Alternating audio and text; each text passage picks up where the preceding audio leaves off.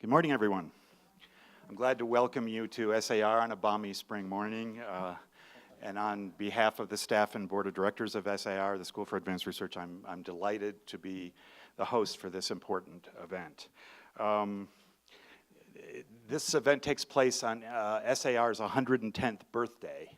That is, this is the 110th year of our operation. We were founded in 1907 before statehood by Edgar Lee Hewitt, who founded many cultural institutions in Santa Fe. And he imagined SAR to be the Smithsonian of the West. That was a public-private partnership. It was originally founded as a School of American Archaeology, and in fact, it was a home for archaeologists who did work at the most important southwestern archaeological sites, including Mesa Verde, Chaco Canyon, Bandelier National Monument, which is named after Adolphe Bandelier, who is one of SAR's archaeologists. As archaeology began to be absorbed by the universities of the country, SAR's mission began to drift a bit through the 40s and 50s until the sort of founding president of the modern SAR, Douglas Schwartz, became president in 1967. Several years later, SAR, which had been renamed at that time the School of American Research, which expressed a broader mission, inherited this estate, which belonged to the White sisters, and they were heiresses to a newspaper fortune from New York and Chicago. They were graduates of Bryn Mawr College, and in fact were part of a coterie of women from Bryn Mawr who were called the Bryn Martyrs, who instead of going to Paris or London or Chicago or New York decided to colonize the Southwest, where they hoped to find a true American classic art style and culture. They were sort of turning their back on European culture to find the roots of a real American culture. And in fact, the White sisters are important founders of what came to be known as Santa Fe style. So the building that we're sitting in right now was their living room. The estate itself was called El Delirio, the Madness, which is a name that we try to live up to every day here. And it's 7.5 acres. We've now acquired another 7.5, so it's a 15-acre property in the oldest, and in some ways the most distinguished part of Santa Fe in terms of the deep history of Santa Fe. Currently, and let me just say a few things about our programs, because the staff of the Lane Center mentioned that they thought you'd be interested in it. And I was thinking, I was listening to David Hayes' wonderful lecture last night, that some of the same complexities that he discussed so compellingly are evident in SAR. So that, for example, there was a famous divorce between the private institution and the state museum system in the 1950s because it turned out the New Mexico Constitution didn't allow that particular form of public-private partnership. So we became a completely privately run institution, and the museum system, which is quite outstanding, became a state activity, though it has its own private foundation that raises money for the museum, the statewide museum system. So today, SAR has, while we still embrace and treasure our New Mexico roots as an institution primarily or initially focused on archaeology in the southwestern region, we've become a much more cosmopolitan place. We have 6 resident scholars every year in a very competitive selection process. This year we had 186 applicants for 6 places. We have 2 Native American scholars. We have 2 scholars supported by the Andrew Mellon Foundation who do work in Latino studies. That's a new initiative of the last 2 years at SAR. And we have 2 scholars who are funded by an endowed Weatherhead Fellowship at SAR. We also have our own press, which has more than 190 books in print, and like every academic press, is always on the brink of extinction for financial reasons. But with thanks to a partnership with UNM Press, we're doing pretty well at this point. And the books that we publish have been extremely influential in archaeology, anthropology, and more recently, Native American studies. We give seminars here, which again have been very important in the humanities and social sciences. I think we're at 165 of these seminars. I've sort of lost track of how many we've given. In the seminar house where we'll all be having lunch later today, we support 3 Native American artist residencies per year and have provided shelter and a studio for some of the most important Southwestern Native artists as well, increasingly as Native artists from other parts of the United States. And last but by no means least, we support the Indian Arts Research Center, which has one of the finest and most historically important collections of Southwestern Native art. Many of you will be going on, I hope, going on the tour because it's unforgettable on Saturday after this event is closed. Is Brian Vio here? Brian is the director of Indian Arts, and you want to meet him. He's from Acoma Pueblo, and he's doing a terrific job with that collection.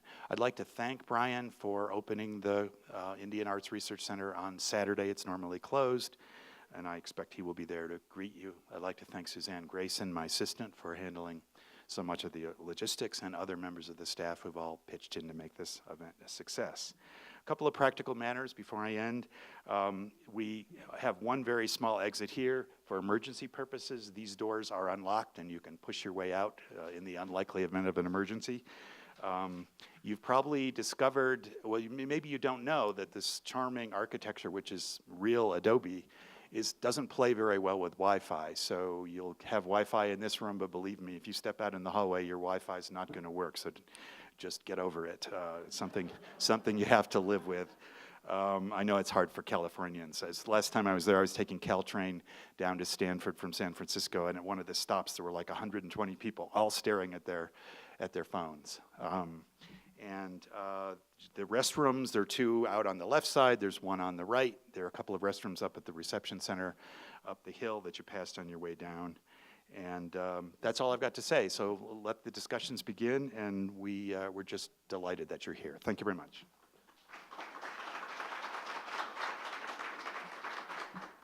Well, I will forego a lengthy discussion of the Bill Lane Center. I suspect David will say something about it, and Hope did a wonderful job of describing it. But we're very pleased to continue to host these Rural West conferences. And as I said last night, and I'll repeat again, our hope is that we will not only assess problems related to healthcare in the Rural West, but that we will think of solutions and ways that Stanford and all the universities in the region can contribute to doing something about the problems that we've heard in the last four times we've done this, and I'm sure we'll talk about today as well. But my immediate task right now is just to introduce somebody who probably many of you already know very well, which is former Senator Jeff Bingaman. He will give some remarks. He's been a longtime resident of New Mexico and was, I had the opportunity to spend an hour talking to the senator, and I can only say that at the end of the conversation, my only thought was, it's too bad the Congress doesn't have more Jeff Bingamans in it. Okay, that's the only thing I can say. I think anything else in the bio is useful to know, but I will just tell you that he's a very thoughtful and caring person, and that's exactly what we need when we think about public policy in this region. So, Senator Bingaman.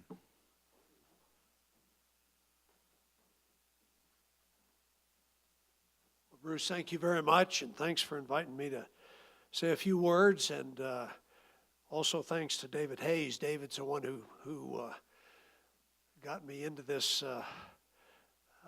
activity, which I very much appreciate, and thank you, Michael, for hosting it. I think it's great. I thought what I would do is to talk about a couple of critical issues, and before I do so, just sort of set the stage, which is not a particularly positive stage, at least from my perspective, thinking about healthcare in the rural West, if that's the focus of the conference. To recite a few unfortunate demographic truths, maybe inconvenient, but certainly unfortunate demographic truths. Let me just say things which I think most of us are aware of, and maybe somebody will dispute, but I doubt it. We know that the population in rural parts of New Mexico and throughout the West is older than it is in urban areas. We know that incomes are lower in rural areas than they are in the rest of in more urban areas. We know there's less economic opportunity in rural areas than in other more urban areas. We know that as a general matter, the population in rural areas is less well educated than it is in urban areas. And finally, I think it's true, and I see Kathy Blake is here, and she is a much better student of all of this than I am. But I believe it's accurate to say that the health status of people who live in rural areas is worse than the health status of those who live in more urban areas. So that's the setting that we're dealing with and trying to talk about how do we have a healthier rural West or rural America. I wanted to talk about two particular issues. One is the very real problem of drug addiction and opioid abuse, which is a very serious problem in our state and I'm sure throughout the country. Let me show you a few slides that I think make the point pretty graphically. Now, what do I do here? Just push a button? Okay. Yeah, let me go back to this one. Okay, this chart shows starting with 2003 and going through 2014, overdose deaths per 100,000 people.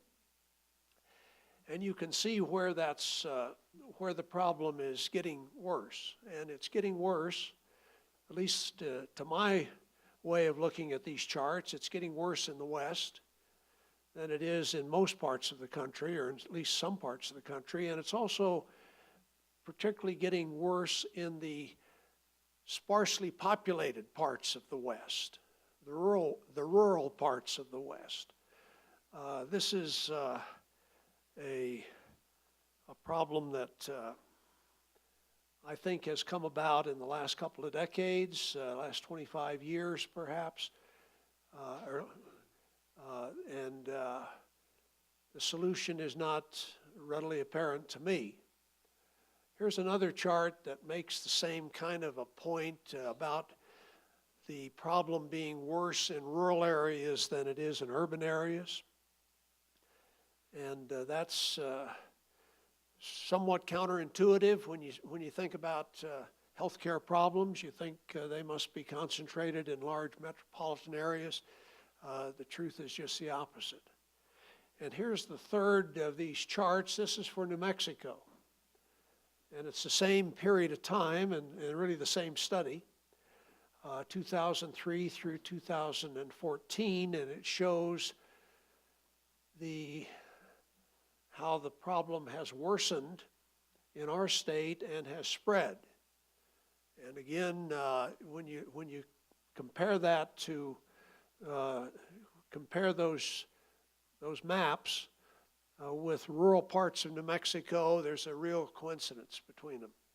So we have a very serious drug addiction problem and opioid epidemic going on in our state and in the West generally. And I wish I could give you a innovative solution to that. I don't have one. I think Kathy and I were speaking right before the program started this morning. She said this is a tough nut to crack, and I think it clearly is for the medical profession. I am persuaded that the solution to the problem of opioid addiction and drug addiction more generally is not to be found in our criminal justice system. It's to be found in the medical community rather than in the law enforcement community. And so to the extent that I think there is a solution, it is to have a more capable and adequate healthcare delivery system in rural parts of America. I think that's clearly part of the solution. And of course, that was a good share of what we were trying to do with the Affordable Care Act. Many of you are familiar with the details of that act, and but clearly that was a purpose that was trying to be addressed there. The second critical issue that I wanted to talk about is how do we at least maintain, but even improve on the access to appropriate health care for folks who live in rural parts of the West. And that takes me to another slide, so let me go ahead and go to that. This is a map of New Mexico, and it shows the healthcare providers that are located in rural areas of our state. And it's rural healthcare facilities in New Mexico, and you can see, if you can read this fine print over in the right-hand side, that there are 4 types of providers that are discussed here, or that are shown here on this map. One is the critical access hospitals that get, of course, special funding from the federal government in order to provide that service in areas of the state where there is no competition by other healthcare providers. Second, rural health clinics. Third, other FQHCs, or federally qualified health centers. And finally, nursing homes. And so these are pretty well scattered around.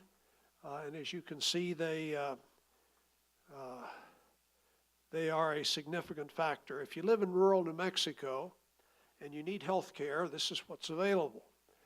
And if people get their health care from these clinics and hospitals, the next question is, where do the clinics and hospitals that are shown on this map get the resources that they need in order to stay in business and provide the services? The primary source of funds for most rural hospitals and community health centers in New Mexico is Medicaid reimbursement. Now that may be a surprise to some, but 43%, I believe I'm accurate with that number, 43% of the people who have health care coverage in New Mexico get their health care coverage through Medicaid. We had about 600,000 or 620,000 people on Medicaid before the Affordable Care Act was enacted. Today we have right at 900,000 people on Medicaid. There's been about 275, 280,000 additional people are now covered by Medicaid as a result of the Affordable Care Act.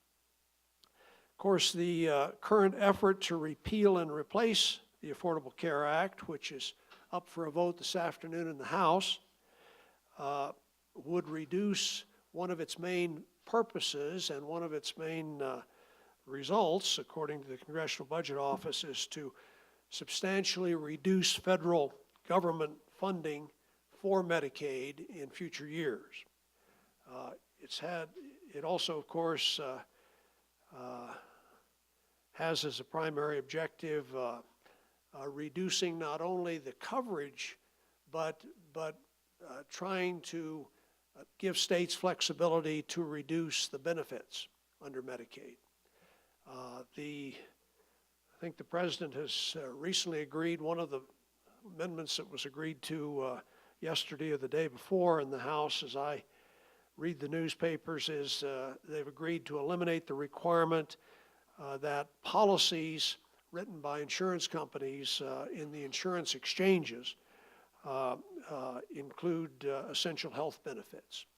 So there are 2 factors that obviously you struggle with when you try to write health care legislation. One is how do you deal with the uninsured, but secondly, how do you deal with the underinsured?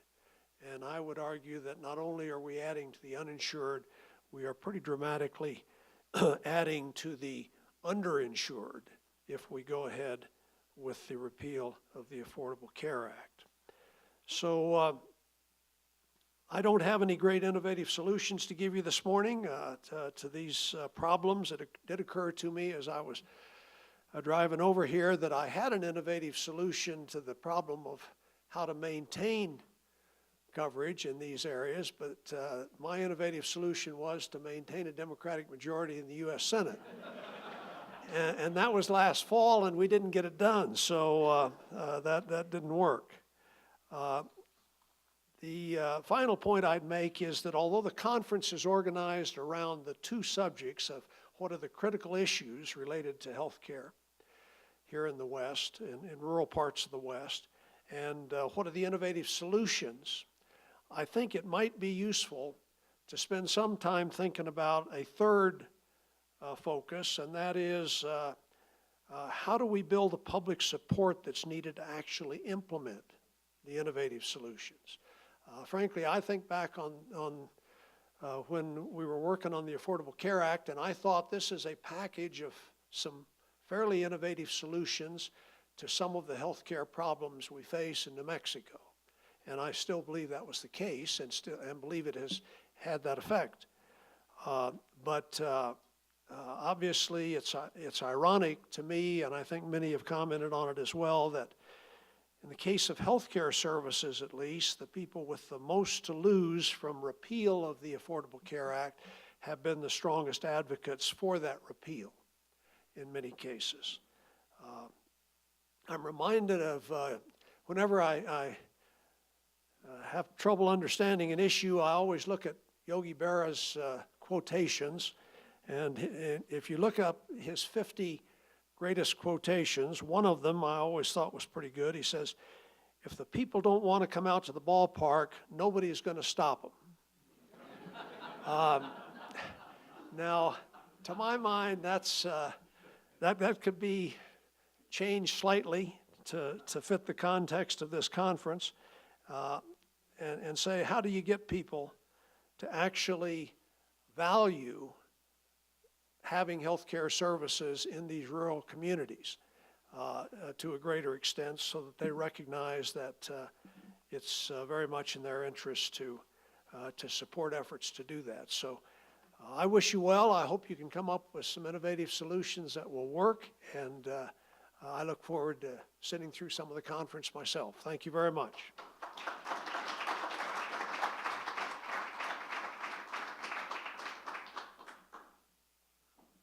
Well, thank you very much. So when we first started thinking about what we would do on this Rural West Conference, there were two key people that came up with the same idea at the same time. They happen to be sitting next to each other right now, Phil Polikoff and David Kennedy. And so we will be hearing from both of them this morning, and we will start with David Kennedy. So David, as I think most of you know, was a longtime professor. He is now Professor Emeritus, but don't believe that title. He's actually still a professor, and of history, and prize-winning, Pulitzer Prize-winning historian. But he was also a visionary about creating the Bill Lane Center for the American West, along with Richard White, and he was also the person we heard last night with Hope that came up with the idea of doing the Rural West Conference. But both Phil and David felt that given what we found out in the election, but what we've known from previous Rural West conferences, this problem of rural health care is one that is not just for one state, it's across the states, including in California. So with that, I want to bring David Kennedy to the podium. One of the themes that we have here is that clinical health care problems are embedded in a larger set of problems, environmental, economic, et cetera. And of course, the challenge is if there's many different factors that are behind a particular problem, the question is, how do you address it by going after any one aspect of it? Where do you find the entry point? Where do you find the things that can be done? And that's something we're going to be looking at. But we want to also broaden out the lens and make sure that we understand what the broader perspective is with respect to the Rural West. And so David, being a historian, is the person to talk about this. So, Professor Kennedy.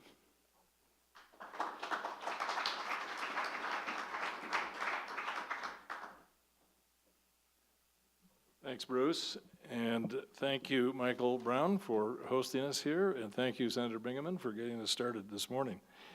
And thanks to the Eccles family, once again, for all they've done to support the efforts of the Lane Center, and particularly this these series of conferences on the Rural West. The Lane Center is officially 12 years old. The program, what we call the Rural West Initiative, is its overall title, is 8 years old. And the inspiration to us for beginning this whole process of focusing our energies on the Rural West was the observation that in 2009, when we began, that was the centenary of a famous document called the Report of the Country Life Commission, which Theodore Roosevelt authorized in the early 20th century. It was published in the year he left the office, actually, in 2009. But it was a comprehensive survey of what was going on in rural America, run by an economist at Cornell University by the name of Liberty Hyde Bailey. And it was a pretty primitive methodology. They sent out thousands of questionnaires to people who lived in rural areas and more or less asked them what was on their mind and how they made their living and what problems they thought they were facing. And they got a tremendous response rate. As I remember, the response rate was better than 50%. And they compiled this report on that basis. And it's a pamphlet-sized publication. You can find it online, and I urge you to take a look at it if you like.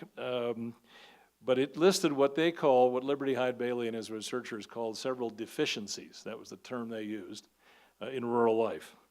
And some of them, the salient ones, were population loss, and along with that, because of our constitutional system, loss of electoral and political power, underemployment and economic insecurity, especially because of the vagaries of the agricultural cycle, under-resourced schools, meager access to high-quality education, meager credit facilities, which led to proposals for federally sponsored credit institutions in rural areas, lack of amenities that were becoming increasingly standard in urban settings like electricity, telephone, telegraph, and so on, and not least of all, inadequate health care, which figured prominently in that discussion of the deficiencies of rural life 100 years ago.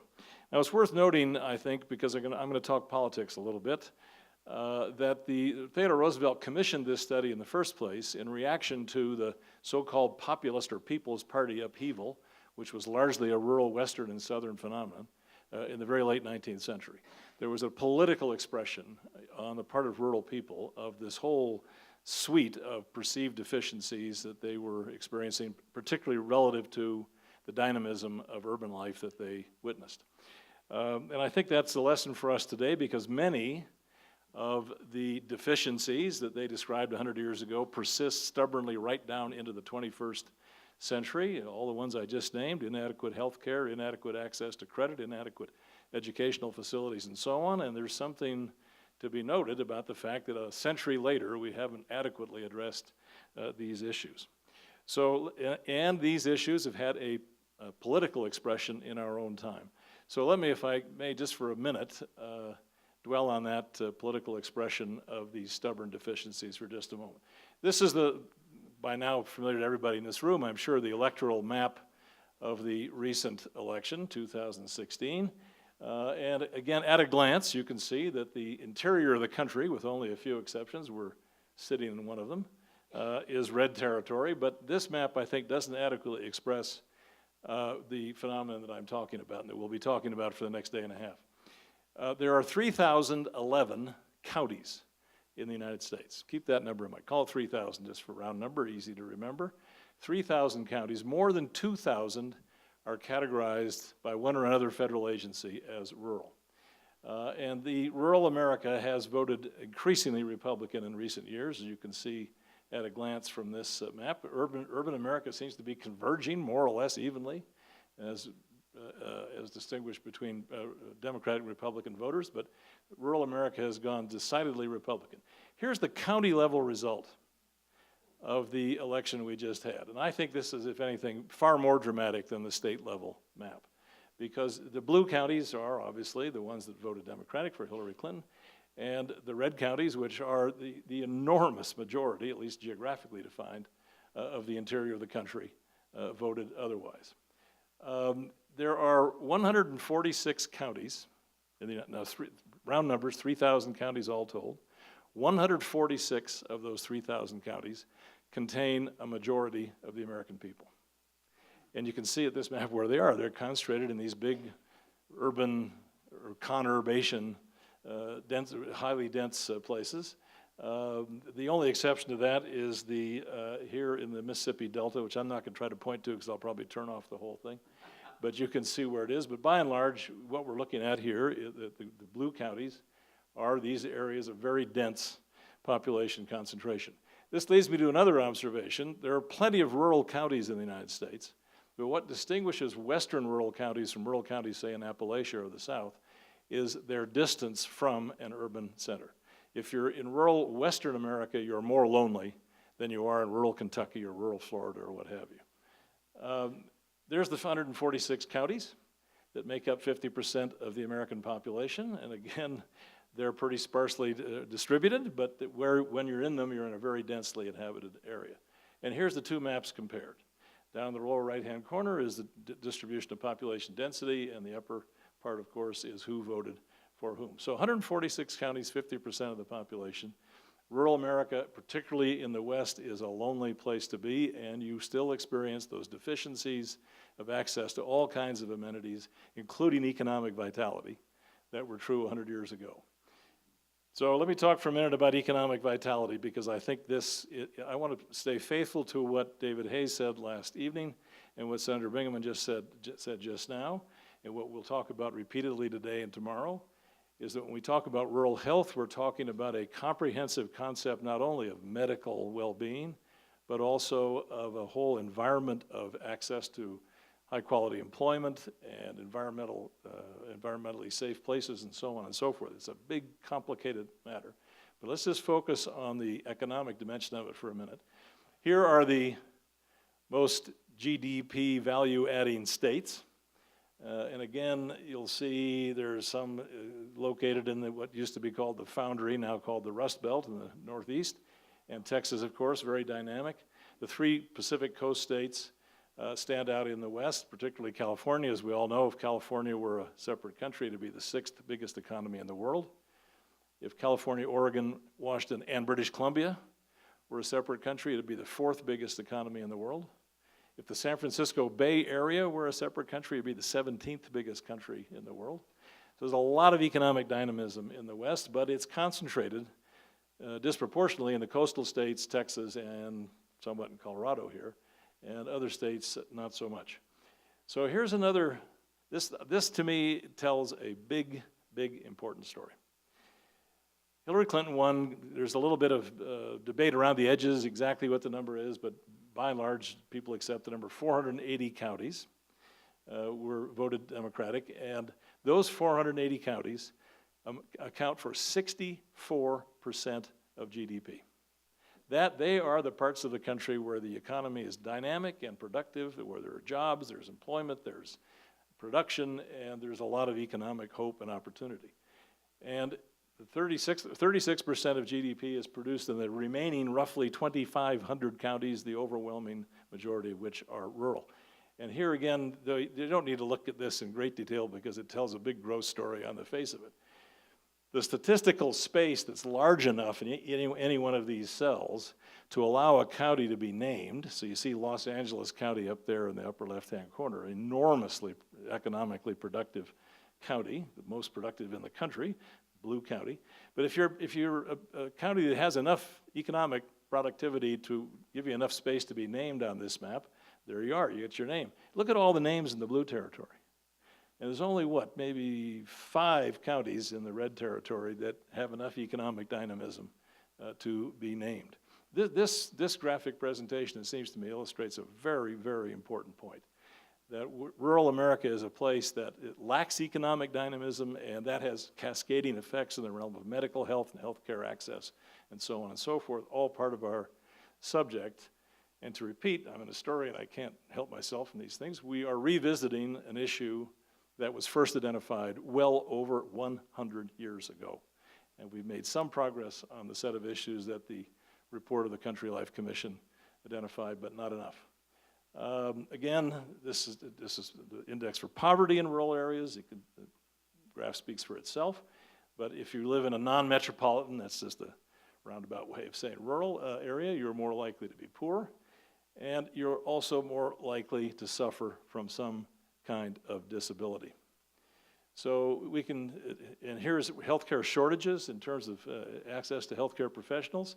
Again, the interior West, as you can see at a glance, is disproportionately affected by inadequate access to healthcare providers. So on virtually, and here another map that tries to show essentially the same point, where you have inadequate access to primary healthcare professionals, again, disproportionately in the interior west.